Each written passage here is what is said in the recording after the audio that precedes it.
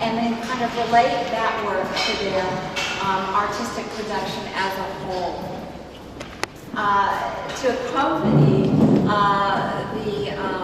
the program, a very good friend, Mary Lackland, who those of you who are local will know from her restaurant, Burt Seafood, said that she would kind of jump in and do a kind of dim sum sampling for us. So I'd really like to thank Mary right now. I'm here for a little round of applause. So feel free during the program to kind of get up and help yourself to a little bit of what we have to offer there.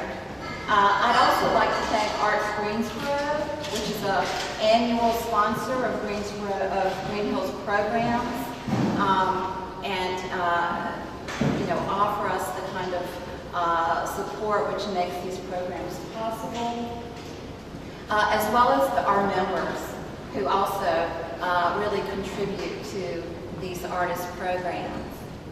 We're going to begin with Joe Lipka, who's at my right, who has done 2 series of works which are in the gallery to your right as you walk in.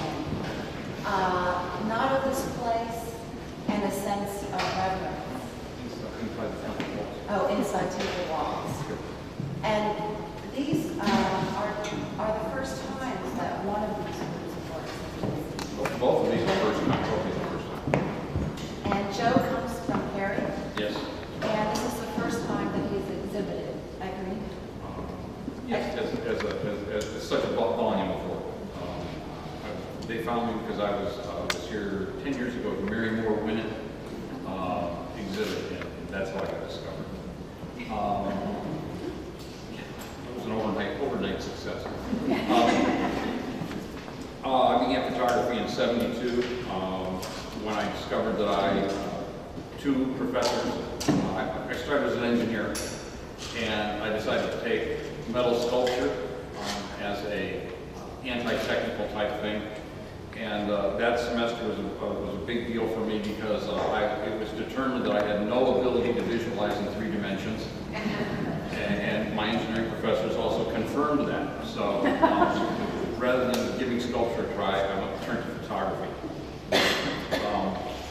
And so I went through the whole process of photography. And then in the mid-'80s, I was out on the West Coast and took a workshop with Bruce Barnbaum on the Oregon coast photography, and that was really important to me because it basically gave me a good kick in the butt that my skills, both aesthetic and technical, had deteriorated rapidly.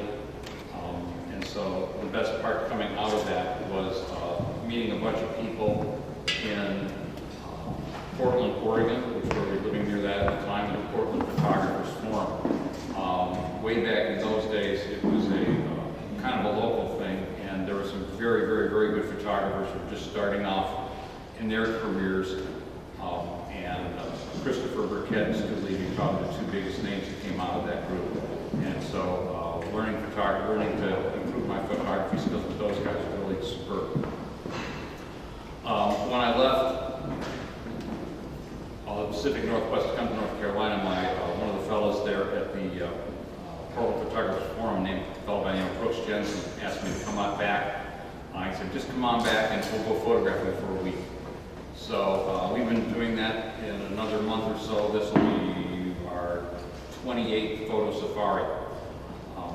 And the work on the wall back here started basically in 2004 in Wyoming. We spent a week photographing a place called Hell's Half Acre, which is about 50 miles west of Casper. And you may, if you've seen one of the worst movies of all time, Starship Troopers, you have seen Hell's Half Acre, because the final battle scenes were all filmed in Hell's Half Acre. And I made we spent a week there photographing, and we made a lot of photographs. In 2010, Brooks was asked to pick 10 American photographers to go with him to China to make a presentation at the Chinese Photographers Spring Photography Festival. I was available at the time, and he said, I want to show the Word from Hell's Half Acre. So I made up 30 prints, and those were shown at the Chinese Photographers Spring Festival, which was held in January. Now, yeah, it's spring. It's spring. It's the new year. Well, not really the new year. It's the new calendar year. It wasn't the new Chinese year. So what we did was there were 10 of us that went over to Shangchuan. I hope I pronounced that correctly. Obviously not. It's right at the edge of the Gobi Desert in Mongolia. Mongolia in January is cold.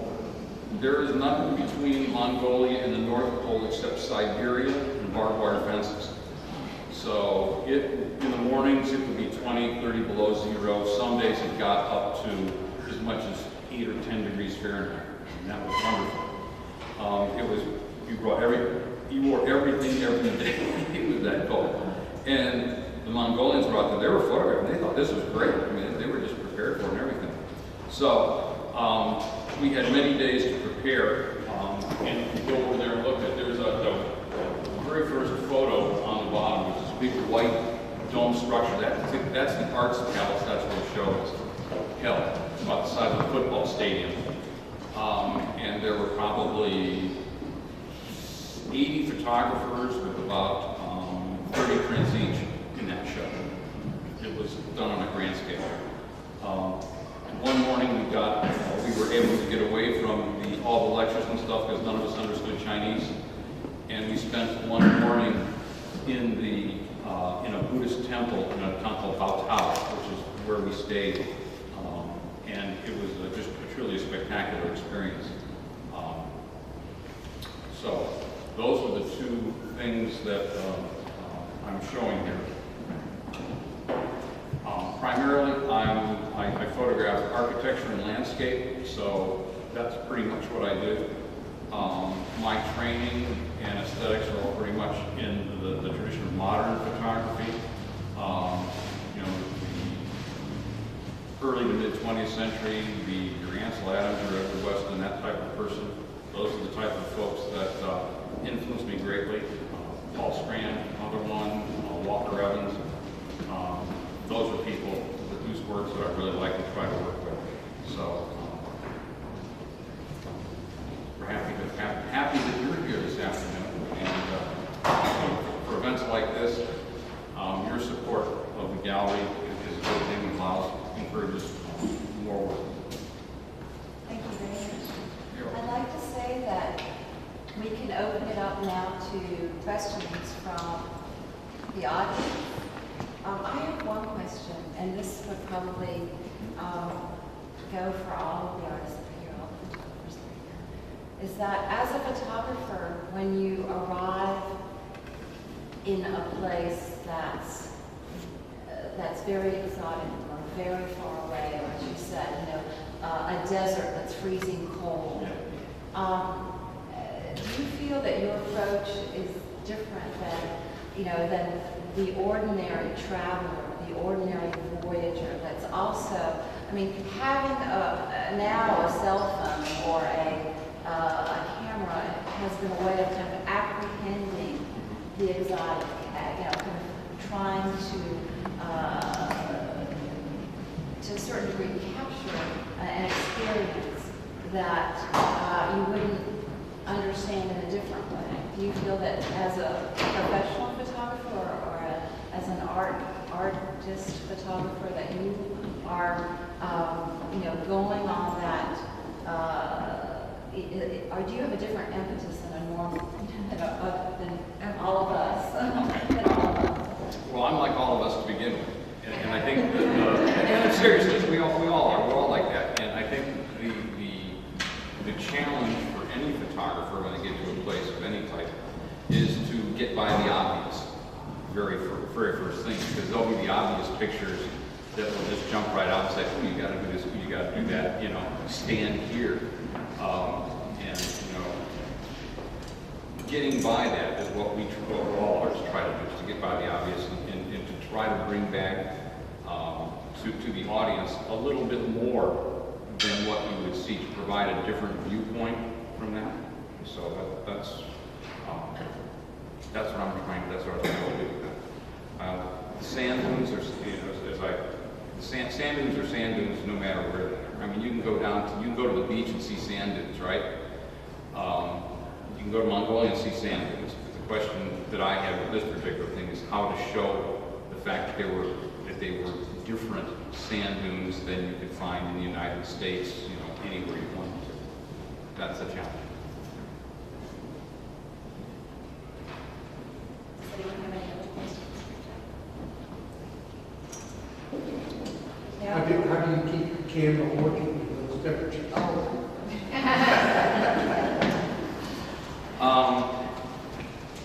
Golly, the toughest thing was batteries. The camera I was using at the time was completely sealed, so I didn't have to worry about changing lenses. But the battery life in those conditions was erratic at best. I mean, you would start out fresh, everything was fresh batteries, and they would be, you know, there would be the jacket, the fleece, the sweater, the flannel shirt, and the flannel pocket and the flannel shirt between you and the thermal underwear is where you kept the batteries. And you had to change a lot because the camera would go, you get the blinky red, and you're out there after a half hour, you get blinky red. So you take out the batteries, you put them in your pocket, you put out the new ones, you put the new ones in, and you know, then you keep changing them because they weren't discharged, they were just cold.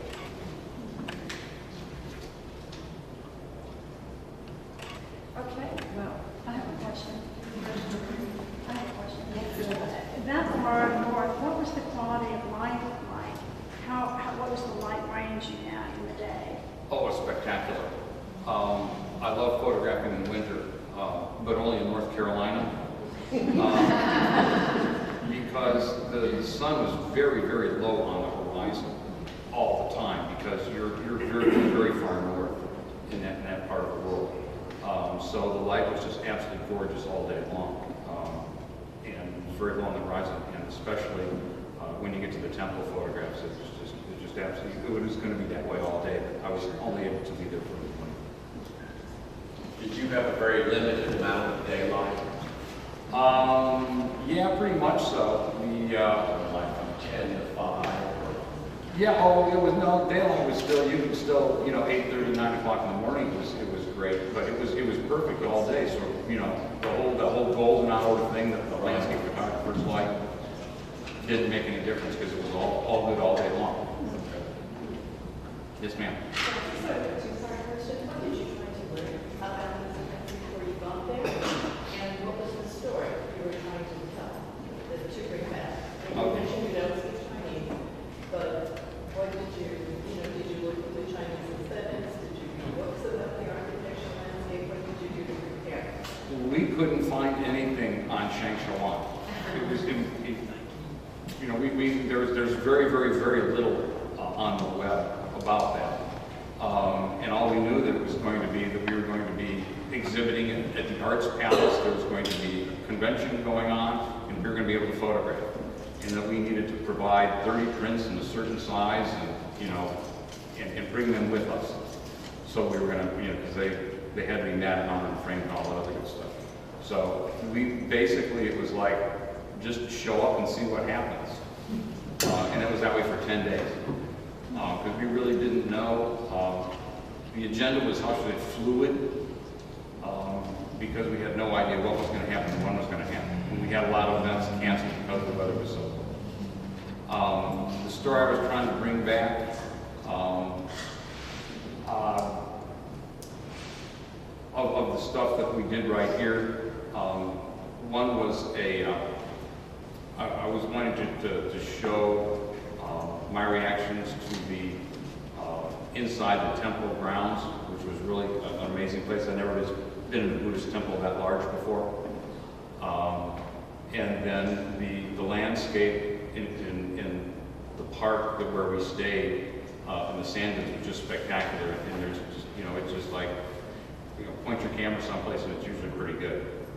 So, and we got to the point where it was how people were, the Mongolians were changing the landscape, trying to make it, trying to bring their version of civilization into someplace that was really wild. Thank you, Joe. In the interest of time, we're going to go on to Barbara Tologa. And then at the end of each of these individual presentations, we'll open it up to the photographers to ask questions of each other. And any question that you have thought of after the fact, then you can pose it to an individual artist. Thank you. I'm actually going to read my presentation. I will try to read it in a nice, informal way. So I answered Edie's questions, and they provided a really nice structure for me. So I just want to go through that. It'll probably be about 5 minutes of our time. One of the questions was, how did you become initially interested in photographing China? So I became initially interested in photographing China when our daughter received a Fulbright to go to Beijing to study the migrant population. She had just graduated from Brown University, majoring in comparative literature and literary translation from Mandarin to English, and had translated the poetic essays of a woman who wrote about her feelings and sensory experiences as a child during the Cultural Revolution. The essays were so beautiful and so intriguing that I decided to reinterpret these translations photographically, metaphorically. I received an arts grant to travel to China and to do a photographic essay. At the time, I was experiencing my own feelings about our only daughter just fresh out of college, traveling so far from home.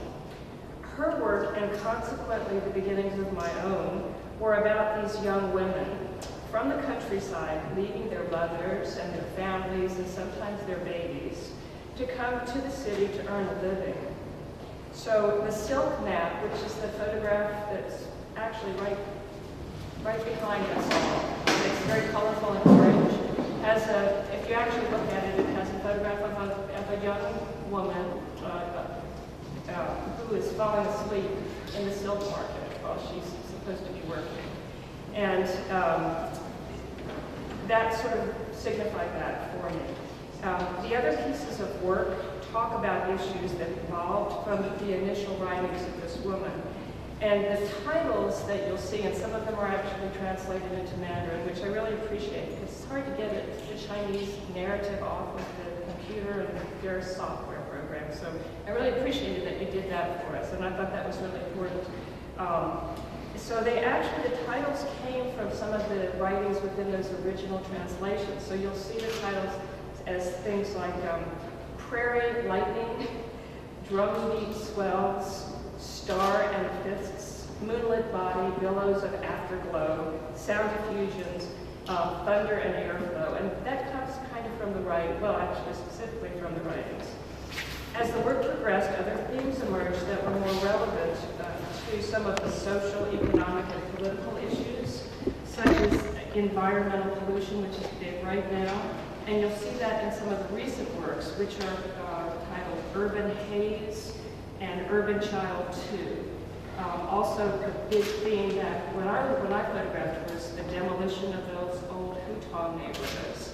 And you'll see that in the Hitachi series, Blast of Prairie Lightning. So that's where that's coming from. The work began in 2004 and has been reinterpreted and re-edited with additional artists' collaborations and traveled every other year to a different venue from Washington, D.C. to the Triangle. For an exhibition at the National Institutes of Health, I collaborated with our daughter to produce a series of drawings that were incorporated into the photographs. So if you've seen the silk installation over in the corner, it's entitled Night Travelers, Critical Whispers, Silk Collaboration, and it was chosen for a subsequent exhibition at the Global Education Center at UNC by silk fiber artist Peg Janu. Some of you may be familiar with her beautiful work, to produce a silk hanging chair. And also the video was produced by my husband while we were in China, and that has traveled with the show since the first inception.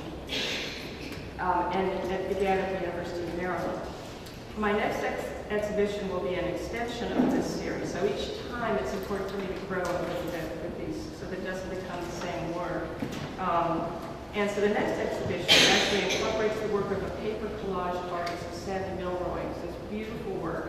And it will be shown in October for the Triangle Photo Consortium, which is going to be a really exciting event in Chapel Hill, Raleigh, and Durham in October. So then, to answer number 2, which was, and I love these questions, narrate how the work in the exhibition was produced. I'm not going to go into huge detail, but I wanted just to give you an overview of it, since it's a little bit different than the traditional print.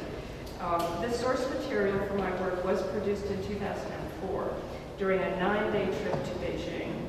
During those years, in around 2004 to 2009, I was teaching advanced level Photoshop at the University of Maryland, and this was the beginning time during the development of layers to Photoshop. So those of you that are familiar with Photoshop know that layers didn't come about until a little later.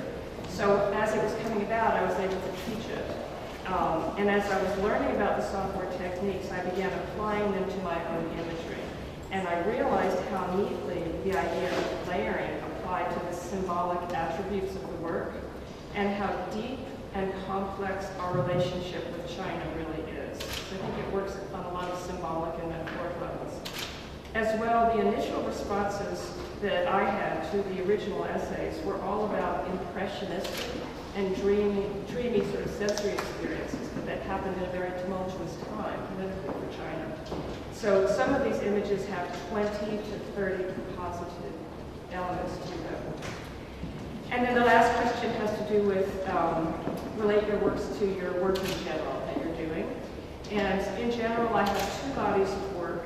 The layering that's heavily manipulated imagery from the Beijing collection, and my water series that is not manipulated at all in the computer, but through the use of camera, lens, flash, and subject movement. There is an intriguing similarity to these images as non-traditional photography. So when we speak about image manipulation and the concept of straight photography, what I hope is that we will evoke a conversation about what is real, what is documentary, and what is art. So perhaps later on during the discussion we can talk about that. Thank you. Does anyone have a particular question they'd like to ask Barbara right now? Or we can wait. Yeah, I would like to talk about layers and the use of layers. Did you help with the development of them? I'm trying to understand your relationship with them. No, I was just teaching. I was a professor, so I didn't help Adobe initiate them technically. I just used them and taught them from their inception when it became available to photographers. And you would have like multiple 10 to 20 layers of Yeah. things. Which is pretty exciting. Yeah, I get it. One thing that's been interesting to me with all of the photographers here is the story of who was on that trip with you, and how how that evolved. And you was your daughter, which was so important. It actually evolved into a collaborative artwork. And Joe, this project for the exhibition project in Mongolia, what a project to be invited to participate in. And you have a very, Bill has a very interesting also campaign photographer that was on your way. So I'm going to turn it over to Bill McAllister, whose work is in this end of the gallery here. Okay, my name is Bill McAllister. I've been working in doing photography for about the last 40 years. And my interest in photography actually started my dad and uncle were quite deep. And during the 40s, they actually spent a number of years teaching and in both China and India. Later we found out that they were also gathering a little information for the OSS, which was the CIA. So they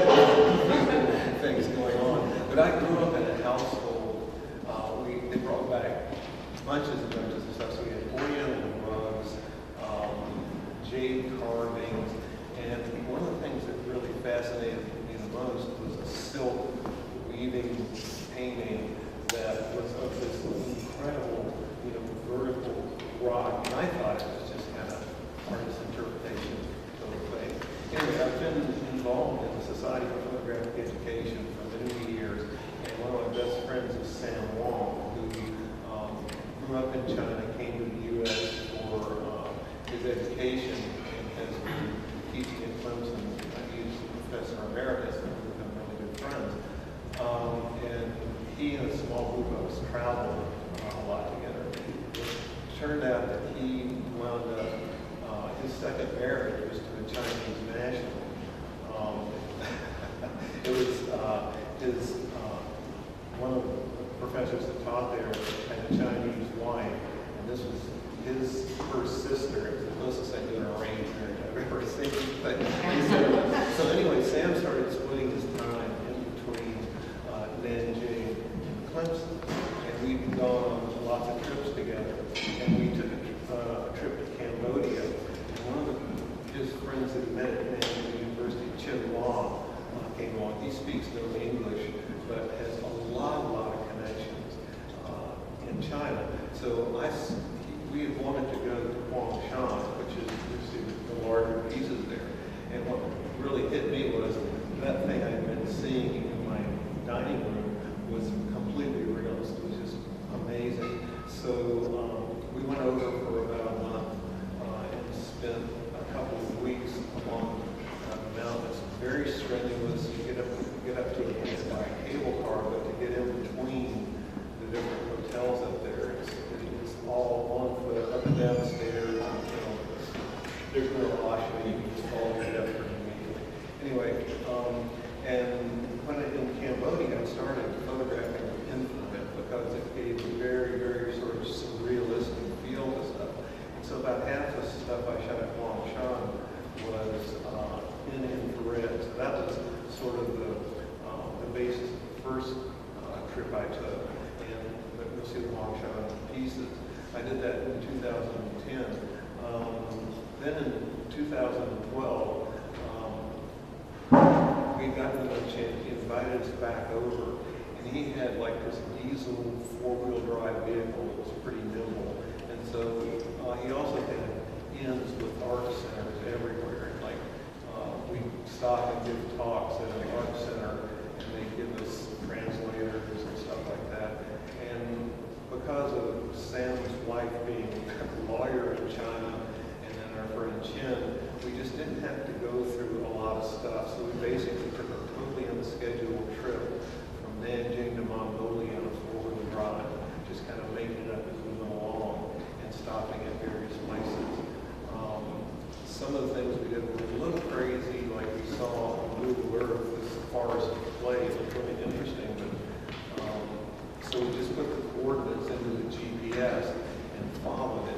So we were going down goat paths and across fields and all this in areas of China that were, I didn't know there were areas that had low population density. And then we went into a couple of places where I was the first in the flesh white person that they'd ever seen. It was an incredible experience.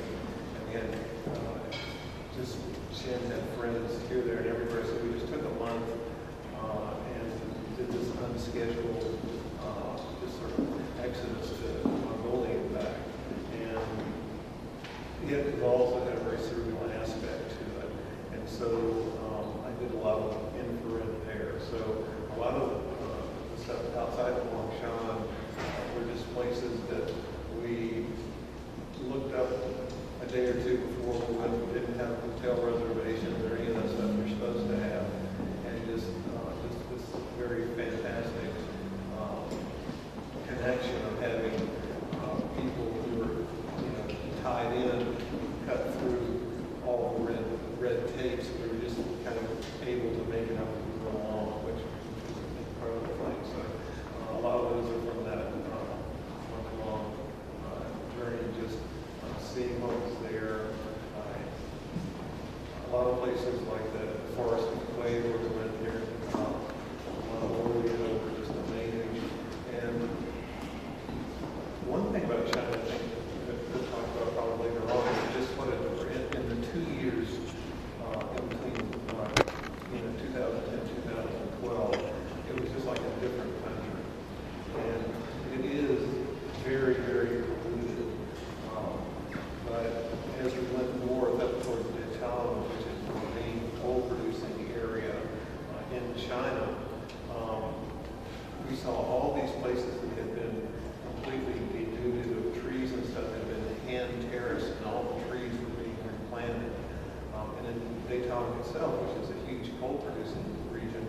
all the mountains around it had windmills on them.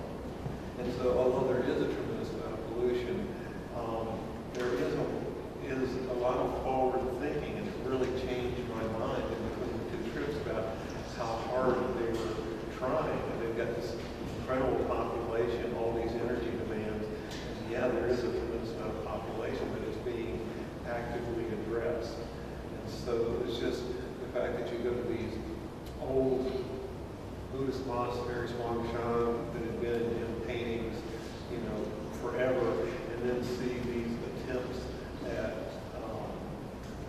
improvement of the environment, and these terrible things where they were tearing down these old established neighborhoods and put in high-rises. So it was just such a mishmash, and the fact that we were just going on an unscheduled trip, and we just saw a different thing every day. So there's no one China, and the China last week is going to be the next week. So that was sort of an experience. Are there any questions for Bill?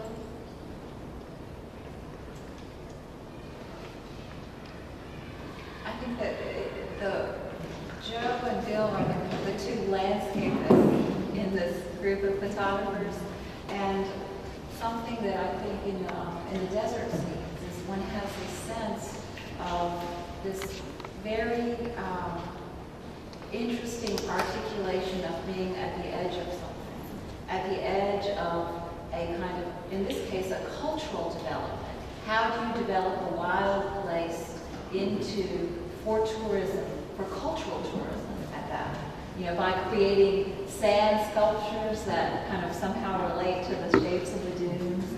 And, that's a very interesting aspect of that series of work. And I think that in the group... I forgot to mention one thing, which is when we were going towards Mongolia, some of the things that you see there look like monoliths. And what they were the bases for the high-speed rail system. And there were still people living in caves, which they liked a lot. They've been in there for centuries. But this was near the village where I was the first white person I'd ever seen. They were putting in the pylons for this high-speed rail system. And so, I'm sure it's built by now. They built things so incredibly fast. But people that were completely untouched, in those areas of Mongolia are just going to be inundated by tourists. And so I were to go back to the exact same places today, and that was just something that really caught me, where those sort of like 2001 monoliths that were just indicative of how fast it was going to change with the introduction of the high-speed rail. Well, this is a theme that I think the idea of photography as an instrument that allows one to kind of register history as it's passing, or what is the role of a photographer as this kind of witness to the world that is in the process of change, that this exhibition kind of brings to the forefront and is discussed in really many different ways by all of the photographers. Is it a layering? Is it these kind of juxtapositions that are almost hidden, like you have to look really hard in Bill's work to see these, wonderful, and it's also formal relationships, like the shape of a tea basket resembling the shape of a disc antenna. Little associations like that one finds in your work. Now let's go to David Spear, who will be speaking about this series of work, which is not your newest series, but which I kind of pulled out of you to come and bring some new prints to Green Hill for us to see and to narrate this trip that you also took your time. Thank you. I'm basically a documentary photographer, and I like to do books. And I've done 3 books, And in '06, I went to China to do the press proofs on my second book, which is a book of photographs from Mexico. And while I was there, I took a brief trip up the Yangtze River. And these photographs were all made on that trip, and it was just a short period. I plan to go back, and I still plan to go back and do more photographs over there. In the meantime, about a year and a half ago, I went down to Cuba and spent 10 days in the street, and then came back and got another book. It's called 10 Days in Havana. That's basically about it. Photography for me is an illusionary art. And when I'm working as a photographer, I try to see with fresh eyes.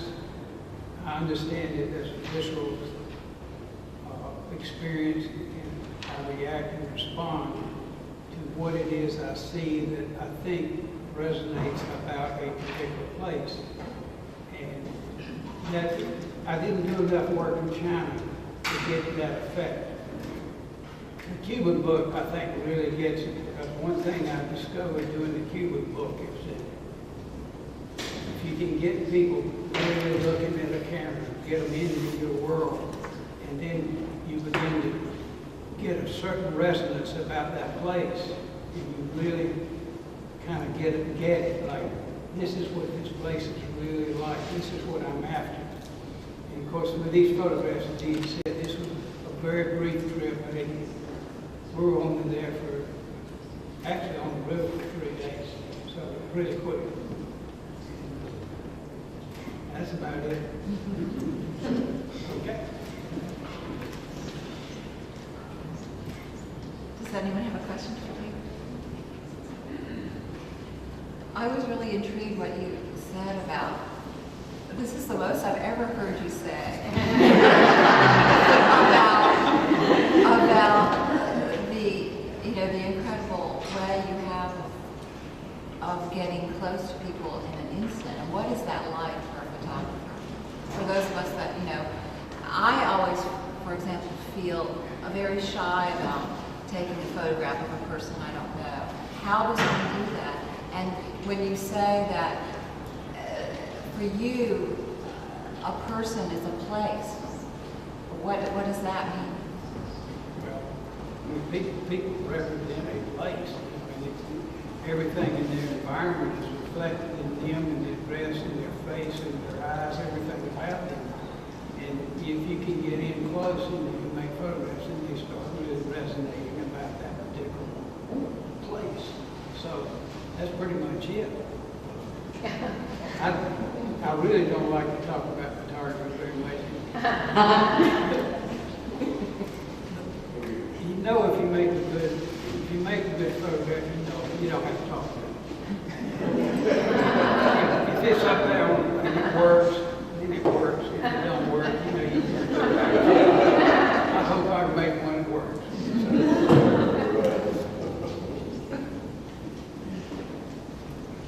And now, before we have kind of a brief conversation, our newest photographer to Greenview Hill, Jerome de Kerlangy, who has arrived in fairly new North Carolina, who lives in Wilson but was born in Belgium, and has moved to North Carolina from the Chicago area, where he still teaches at Loyola University. And commutes between North Carolina and Chicago. Thank you for coming today. It is right. I shouldn't speak too much about his work. Either it works or it doesn't work. The photograph. So, but that's a bit too short. So, you said this 4 weeks, so I need to find a photograph. So my story is a little bit different. So I come from Belgium. I was born in Belgium. Learned photography through my father at the age of 15, 16. Was at home. Grew up in a home where we had many books by famous photographers, all the famous ones. So Richard Avedon, Irving Penn, or Cartier-Bresson. And so we had a dark room in the house as well. And so I learned my trade through my father. The other part of the family, my grandmother is Chinese, And so my grandmother lives in Belgium. My grandmother came to Belgium in 1929 to study. So there were only 4 women at the University of Louvain, which is a famous university founded, in the 1600s. So it's been around for, almost 500 years. And so in 1985, for the first time, I decided to go and visit my family in China. So my grandma lives in Belgium with her sister, and the sister is the lady, the last lady in the photographs on the photo you see right there. That's the sister of my grandmother. So I wanted to go and see my family in China. So I was 24 years old, and I arrived in Hong Kong. It was the easiest way to travel at that time, get the visa and everything, and so start traveling by train. Arrived in Shanghai, and so I was definitely, fell in love with the city right away. And right then, I decided to do some big large-scale project. I was hoping to do a book about the city of Shanghai. So in 85, I stayed for a couple of weeks, but then in 87, went back with my wife. We didn't have kids yet, and we stayed for about 6 months. And you only have photographs of 85, 87. So this is like when I was 24 and 26 years old. And then since then, I went many different times. The book never really happened in 87. It's not totally ready. I was a bit disappointed that back then, 88, 89. But I'm the kind of guy who likes things to happen overnight, and that's not always possible in life, so you have to have patience. And then now I'm very happy that the book was not made, back then, because I think the book that was finally made in Paris in 2000 is richer in the sense that, it spreads over 15 years. And so you don't get to see those photographs here. Maybe you have to ask to see them later, at a later stage, when we have more photographs of China on some other occasion. But during those 15 years, I made 7 trips, so roughly once every 2 years. And the idea basically is to show the changes, from 85. This is not so long after Deng Xiaoping comes to power, 5 years, 6 years after that. So it's very sleepy. Even the big city as Shanghai is a very sleepy town in a sense. So the buildings are there. I mean, they look like London, they look like New York, like around the Thames in London or the Hudson River, because you've got the concessions, from the 30s back there. But there's only no Western people, very few Western people in 85, only Chinese people live there. And so 87, a little less, and then gradually the city, starts to moving fast. And the last time I was there was 2005, and I want to go back. It's one of my goals to go back probably next year if I can, and to see this transition. And so many of those photographs you see on the wall today, you could not shoot them anymore because it just totally disappears. And so it's an evolution. It's like coming back to history. And so it's part of I like to do in my life. I like to do long time projects where, the beginning point looks very different to the ending point, and with everything in between. And so it's a process, here in Shanghai that went really quickly because this is Asia, this is where, for example, in '93 I was back there, sent to Korea for 2 weeks, to do another project, come back to Shanghai. And some buildings, are like 20 stories higher in those 2 weeks because, manpower is definitely not a problem. So they can actually, they can put 3,000, 4,000, 5,000 people, on a building, different shifts, and so it definitely moves like the train. When it's about the train, I remember, I think, if I'm not wrong, but between Shanghai and Beijing, the high-speed train, they built it, I think, in about a year, So because it is possible, they have less problem. If you are lucky that the train path comes through your house, I think, that's it. It wouldn't be possible in this country that way, but, so those things happen in China quickly. So, where does it relate to the rest of my work? Like I said, Shanghai is important to me because I've got this family relation. Still have some family living there. My grandmother died, unfortunately, in Belgium 4 years ago now. But she was 95, so she had a quite long and interesting life.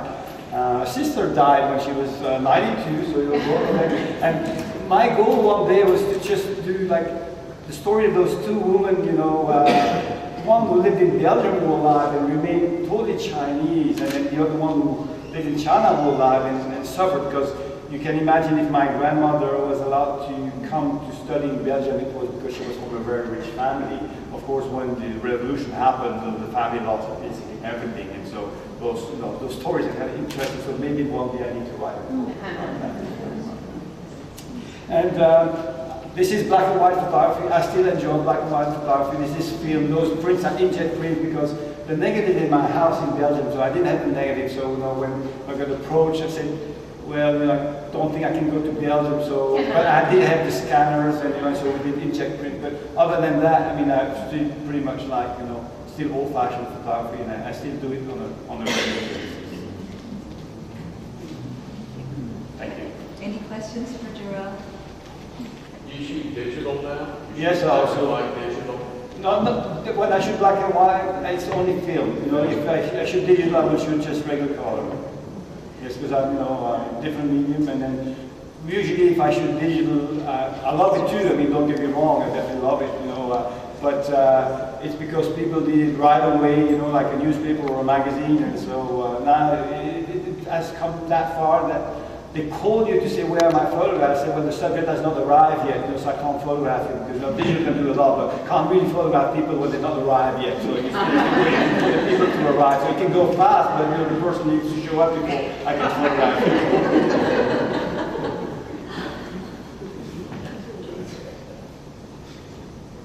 Yes, sir.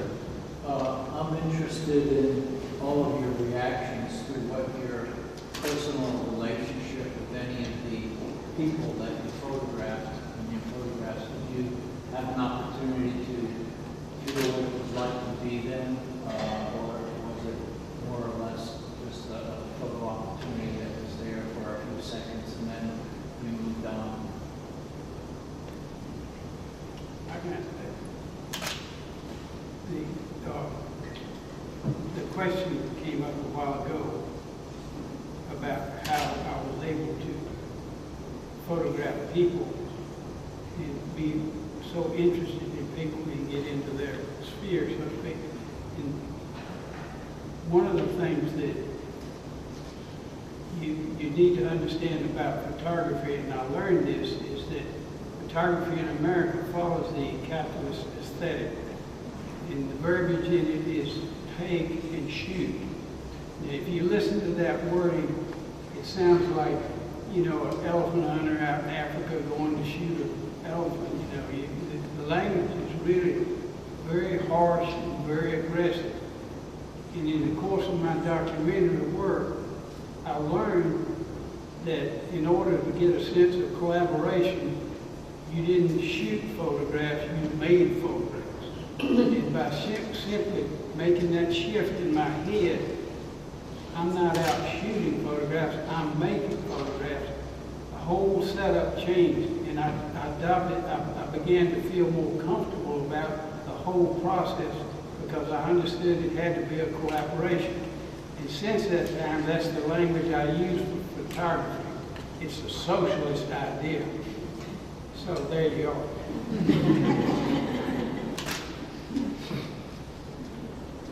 Anyone else like to comment about that? Well, I think it's a question that needs to be addressed. Anytime I think we take photographs of others, that it's really important for me to give something back to them.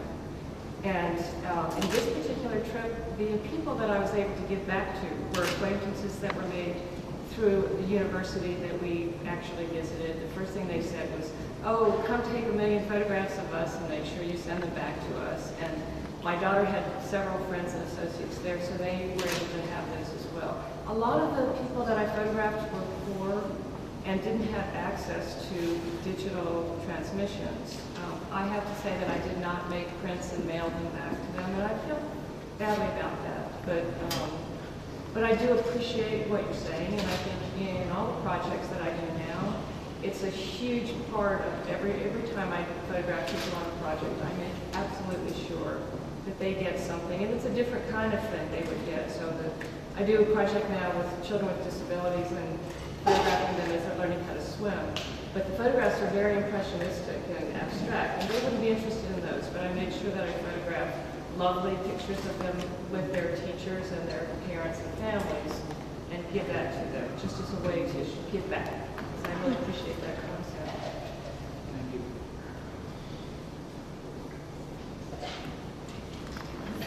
We were on a trip to Vietnam, and there were several very avid photographers along, not professional, but of professional quality. And one of them carried a Polaroid camera. And so, particularly with children, this worked magic because they can do anything they want to roll out these Polaroid and transfer for the kids, and they've never seen anything like that. So that was one good, very effective way. Definitely. I have a question about more about your impression as artists of China. That it's, we were in China about a year ago, and it just seemed that, especially in the cities, it's just frenetic. It's all about making money and, well, the buildings going up, destruction of the shops, but other cultural resources and so on. I'm wondering whether you had any chance to think about or to talk with folks about the creative spirit in China, whether that's just disappearing or where the arts, the culture, that kind of influence on or from society is right now. Yes. When we went to China, we went basically to participate in in a national event centering on photography. So, as I said, there were probably 300 photographers exhibiting. So it was, it's there. It was very strange because when you started, I'm not a real gear hound or gearhead on this stuff, but some of the people that are there, the Americans are probably the most poorly equipped photographers of the entire bunch. There's lots of money in China, believe it or not, and these folks were able to afford the absolute best of everything. So. Yeah, if I could address that question, I've been going to China since 1970, by the way. I'm a geographer at UNCG. China's my area, and it's booming art-wise, and it's not just Ai Weiwei, but areas like in town, for example, where we have just our, hulks of the mills, they have art centers, and people are doing sculpture and painting and all kinds of things, and they brought it into the heart of the city. So it is, and there are exhibitions, there's museums going up, so it's very much, the good news is it's alive and well, and thriving in China. I was very surprised that the last time we went over, we just happened to land in Nanjing. The Nanjing Art University was having its graduation, so we got to see all the thesis shows. And there was some of the most innovative, creative work. It was out there, it was uncensored. There was some really, really progressive work going on by the students. More so than I see in some of the U.S. colleges where I think it's gotten to be too much on, everything has to be based on irony or what this critic said about this or whatever. But they're just a really wide open, freewheeling spirit. And the graduates that we saw at the Nanjing Art University was show. Did you all ever have problems getting your photography or your photographs out of China?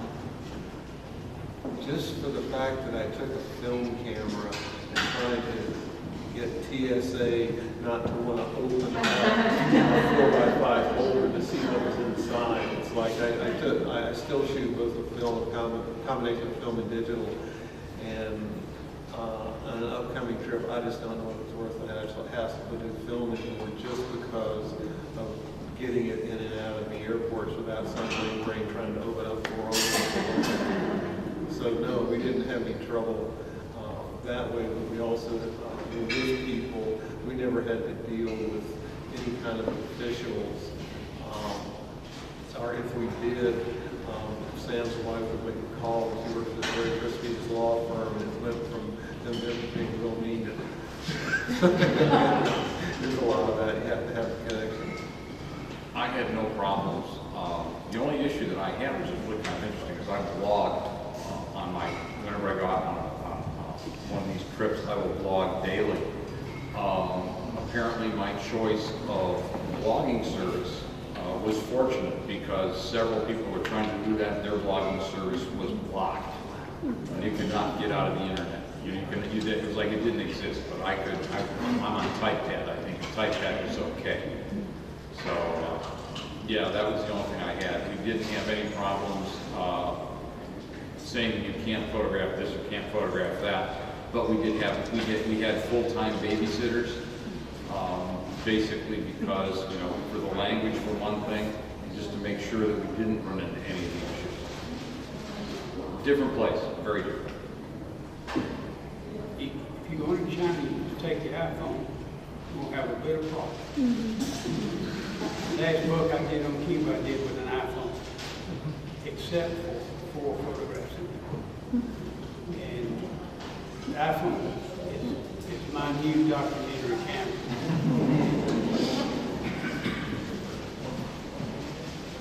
I had one kind of photography question, which is, I know you said that you didn't like to talk about photography, but when you say that, this idea that when you take a photograph and you know it's good, and are you holding up your work to a reference? And I was thinking, for example, we were speaking about, the cities, the changing cities. Shanghai, this incredibly romantic image that we have of Shanghai, and how the idea that it's completely changed. And a photographer like Stieglitz in his work, Old and New York, where you have the scaffolding of a skyscraper next to a 2-story brownstone, is when you approach, for example, a city or these people in this small village on the Yangtze River, the Daxi, where you went, and one of your photographs David makes me think a little bit of the steerage by Stieglitz. And I think there's a story about the steerage that when Stieglitz took the shot, all he saw was the light on a bowler hat of one of these new immigrants as they were just stepping off this ship that had pulled into New York City Harbor. And so is there a moment, is there a Cartier-Bresson moment that when you've taken a photograph and all of you that is going to be good? Or is that just sort of a very special thing? It's always a lot of luck involved. I respond, and I hope, sometimes I feel like, I may have a pretty good image here, and sometimes it really boils down to pure luck. I've got maybe 4 or 5 photographs out of all the photographs I've made in the last 22 years that have really been winners. And every one of them had a lot of luck involved. And that's the honest to God truth. And, of course, you gotta stay at it and work at it. It's like anything else. That's pretty much it. I think part of the challenge is to really know what you're looking for. So if you go out there and you say, I really need to capture this particular thing, like Cartier-Bresson, and as a matter of fact, your work is so beautiful that I see Cartier-Bresson all over the place.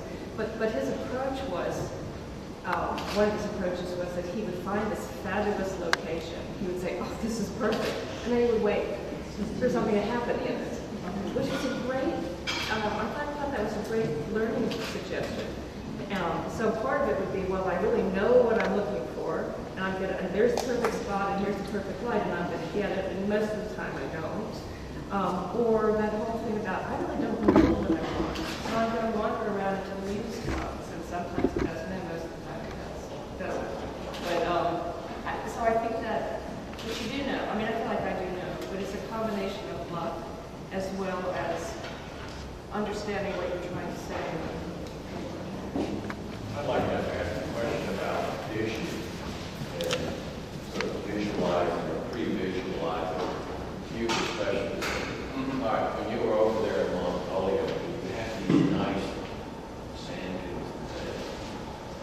Did you have a lot of vision about what you were trying to capture initially, or did it kind of evolve as you were there?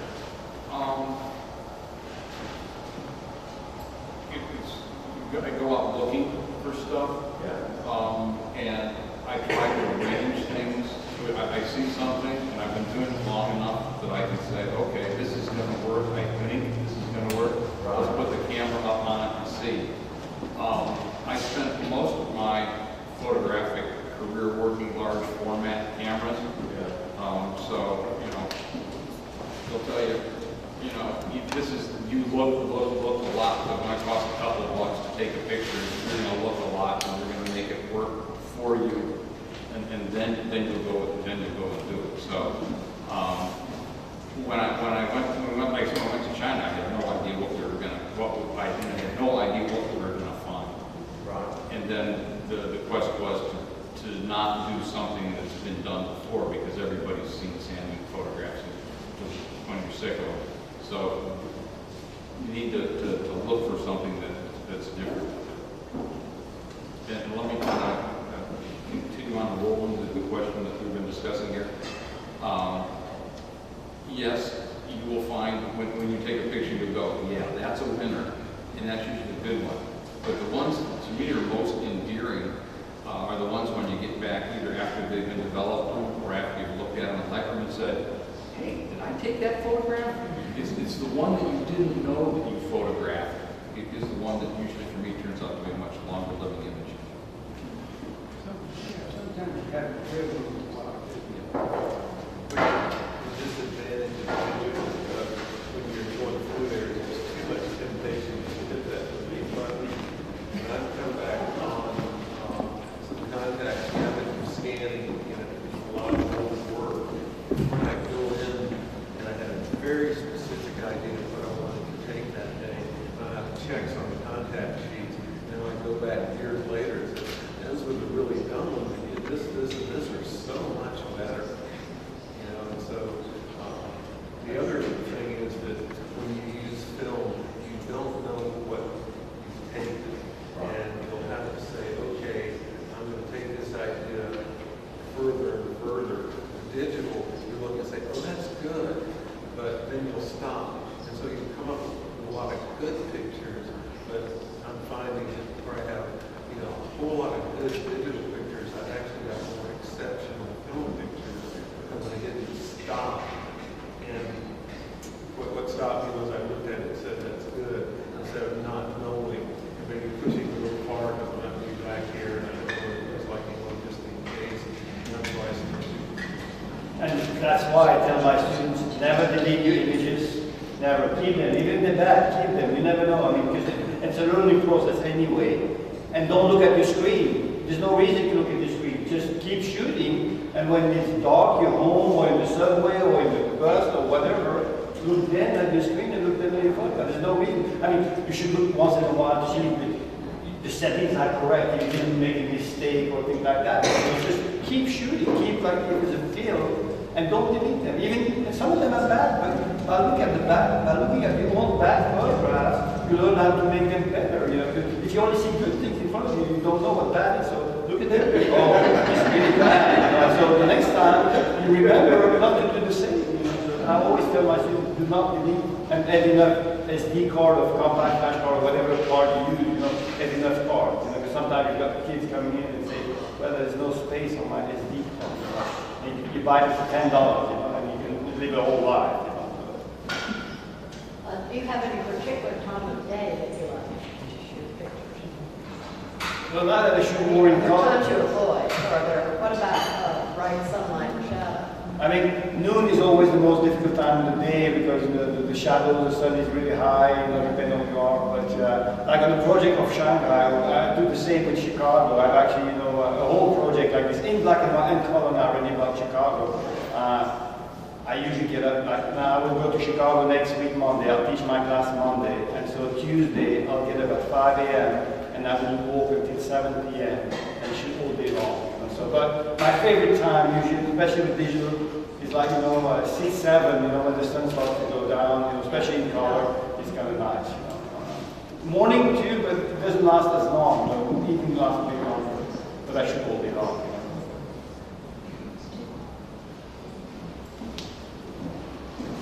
I'd like to now, if there are no more questions, invite you to just take this conversation a little bit more informally and to, if you haven't had the opportunity yet, to sample a little bit of our things. And thank you very much for coming. Thank you.